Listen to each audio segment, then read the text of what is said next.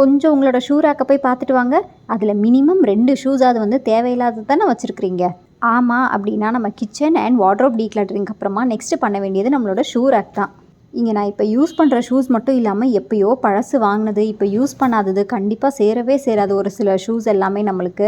அதையும் சேர்த்து வச்சுருக்கிறேன். அப்புறம் பசங்களோட ஷூஸ் எல்லாம் அவங்க வளர்ந்துக்கிட்டே போகிறனால அது எதுவுமே பத்தாமல் போயிடும். புதுசாக தான் இருக்கும், ஆனாலும் பத்தாது. அது அந்த டைம்லேயே நம்ம தூக்கி போட்டிருந்தோன்னா யாருக்காவது யூஸ் ஆகிருக்கும். இப்போ என்ன ஆயிடுச்சுன்னா ரொம்ப குப்பையாகி ஒரு மாதிரி இந்த குளிருக்கு ஃபங்கஸ் மாதிரியெல்லாம் ஃபார்ம் ஆகிட்டு வேஸ்ட்டாக போயிடுச்சு. இப்போ நான் இதை தூக்கி தான் போட்டாகணும், வேறு வழியே கிடையாது. வீட்டுக்கு வெளியே தானே இருக்குது, அது பாட்டுக்கு இருந்துட்டு போகுது அப்படின்னு நினச்சிங்கன்னா கண்டிப்பாக உங்களுக்கு டஸ்ட்டும் இடமும் தான் அடைஞ்சு போய் இருக்கும். க்ளோஸ்டு ஷூ ரேக்காக இருந்தால் கூட இவ்வளோ அசிங்கமாக தெரியாது.